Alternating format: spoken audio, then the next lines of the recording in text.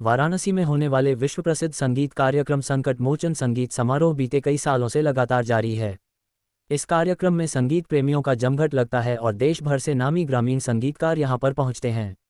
इस वर्ष भी अनूप जलोटा, मालिनी अवस्थी समेत कई बड़े कलाकारों की प्रस्तुतियां यहां पर हुई है। कार्यक्रम के लिए प्रधानमंत्री नरेंद्र मोदी ने भी अपना शुभकामना संदेश भेजा है। उन्होंने कहा है कि वाराणसी के संकट मोचन मंदिर परिसर में श्री हनुमत जयंती कार्यक्रम और इस उपलक्ष्य में आयोजित अंतर्राष्ट्रीय श्री संकट मोचन संगीत समारोह के आयोजन बारे में जानकर प्रसन्नता हुई। प्रभु श्री राम के अनन्य भक्त भगवान हनुमान हमारी आस्था के प्रतीक हैं। उनके जीवन और शिक्षाओं से यह संदेश मिलता है कि लक्ष्य कितने भी बड़े हों, आत्मबल, संयम और सत्य के मार्ग पर चलते हुए हम जीवन में अनेक सफलताएं हासिल कर सकते हैं। केसरी नंदन की कृपा से सभी देशवासियों का जीवन बल, बुद्धि और विद्या से सदा परिपूर्ण रहे, यही कामना है। ये जानना सुखद है कि अध्यात्म विज्ञान की पावन भूमि वाराणसी में श्री संकट मोचन संगीत समारोह का यह 101वां वर्ष है।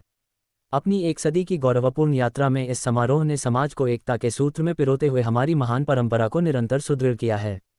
इस आयोजन से जुड़े सभी लोगों के प्रयास सराहनीय हैं। मुझे विश्वास है कि हमारी समृद्ध सांस्कृतिक विरासत से जन जन को जोड़ने में यह आयोजन अहम सिद्ध होगा। संगीत समारोह में देश विदेश से भाग ले रहे सभी कलाकारों, श्रद्धालुओं व आयोजकों को बधाई व शुभकामनाएं।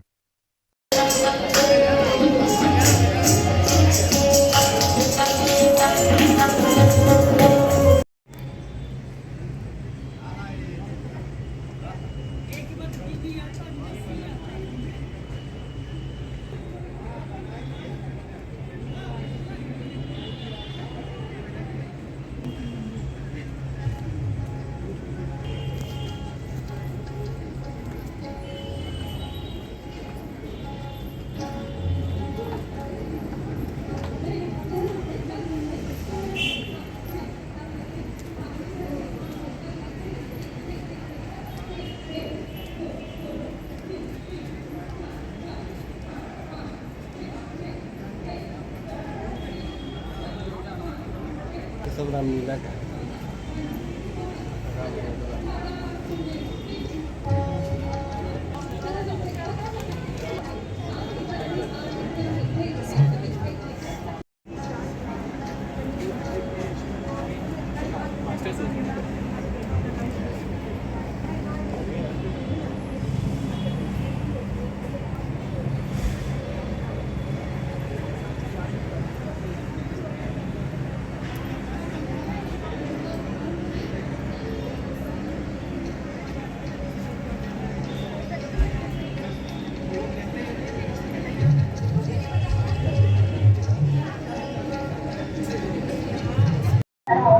सर अपना परिचय दें।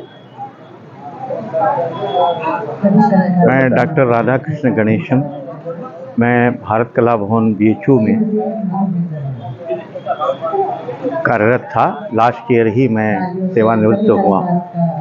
मैं कई विधा से जुड़ा हूँ, संगीत है, अभिनय है, कला है, क्राफ्ट है, तो मेरी हॉबी भी रही है और मेरा मुख्य विषय ये रहा है।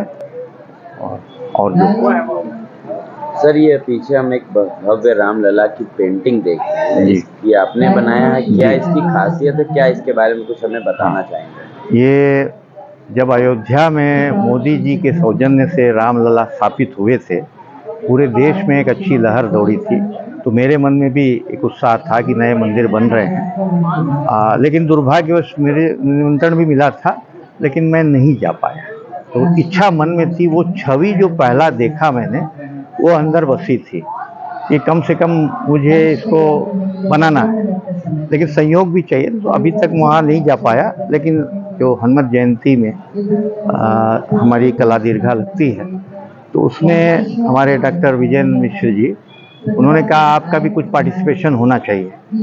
तो मेरे पास समय कम था, इसको पिछले 2 दिन पहले ही मैंने तुरंत एक पेपर उठाया, ऑयल पेस्टल से ये बना है, और इसको बड़े 2 दिन में मैंने बनाया, दिन रात एक करके, और थोड़ा भव्य रूप दिया कि थोड़ा बड़ा रहेगा। उसके बाद ये चूँकि बाल स्वरूप है, इसलिए मैंने अलंकरण भी दिया है, क्योंकि वहाँ भी अलंकृत है, वहाँ तो जौहरी नहीं अपना। तो मैंने सोचा कि बच्चों को अलंकरण बड़ा शोभा देता है, क्योंकि बच्चे वात्सल्य बहुत ही माने क्या बोलते हैं, अति उत्तम ये होते, तो उसमें क्या उनके अंदर कोई भाव नहीं होता, इसलिए जो कि उन पे सोना फपता है, आभूषण फपता है। तो वो जो गाना है ना, ठुमकी चलत रामचंद्र बाजत पैजनिया, तो उसको देख के हमने कहा कि इसको अलंकरण करेंगे तभी इसका निखार आया। और भी परसों मैंने लगाया, इसकी इतनी भीड़ यहाँ हुई, लोग क्या करते हैं, सोचते हैं कि कोई मंदिर तुल्य।